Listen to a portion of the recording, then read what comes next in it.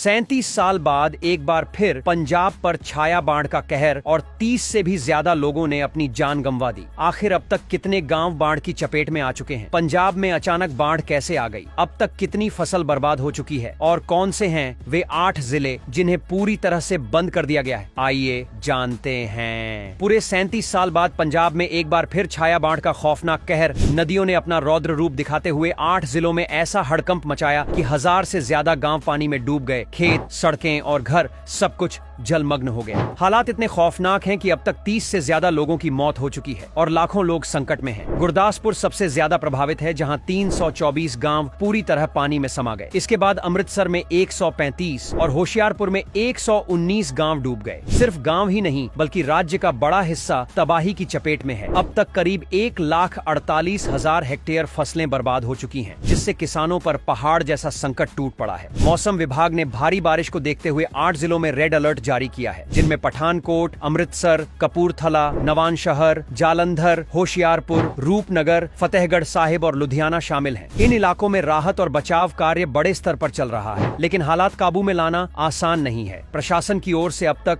19,597 लोगों को सुरक्षित स्थानों पर पहुंचाया गया है, जिनमें गुरदासपुर से 5,581, फिरोजपुर से 3,432 और अमृतसर से 2,734 लोग शामिल हैं। लोगों की मदद के लिए 174 राहत कैंप बनाए गए हैं, जिनमें से 74 फिलहाल एक्टिव हैं। बरनाला में 29 कैंप, अमृतसर में 16 और पठानकोट में 14 कैंप चल रहे हैं, जहां प्रभावित परिवारों को खाने पीने का सामान और जरूरी मेडिकल सुविधाएं दी जा रही हैं। एनडीआरएफ की 23 टीमें अलग अलग जिलों में तैनात की गई हैं, जिनमें गुरदासपुर और अमृतसर में 6 टीमें और फिरोजपुर व फाजिल्का में 3 टीमें काम कर रही हैं। इसके अलावा भारतीय सेना, वायु सेना और नौसेना ने भी मोर्चा संभाल लिया है। कुल 12 यूनिट तैनात की गई हैं, जिनमें 2 इंजीनियर यूनिट शामिल हैं और 30 से 35 हेलीकॉप्टर राहत कार्य में लगे हुए हैं। जरूरत पड़ने पर एयरलिफ्ट की सुविधा दी जा रही है, ताकि फंसे हुए लोगों को बचाया जा सके। बीएसएफ और एसडीआरएफ की टीमें भी मैदान में हैं। कपूरथला में एसडीआरएफ की 2 टीमें और गुरदासपुर में बीएसएफ की 1 टीम तैनात है। कुल 114 नावें और एक सरकारी हेलीकॉप्टर भी रेस्क्यू ऑपरेशन में लगे हैं। फिरोजपुर के एक स्थानीय निवासी ने बताया कि उनका गांव पूरी तरह पानी में डूब चुका है। कुछ लोग अभी भी वहां फंसे हुए हैं, जबकि कई लोग कैंप में हैं और जानवरों को बचाना भी बड़ी चुनौती बन गया है। सरकार खाने पीने का इंतजाम कर रही है, लेकिन हालात इतने गंभीर हैं कि सामान्य होने में समय लगेगा। फिलहाल सबसे जरूरी है कि लोग अलर्ट रहें, अफवाहों से बचें और प्रशासन के निर्देशों का पालन करें, क्योंकि अगले कुछ दिनों तक भारी बारिश का अलर्ट जारी है और अगर हालात नहीं सुधरे तो ये बाढ़ पंजाब के लिए और बड़ा संकट बन सकती है।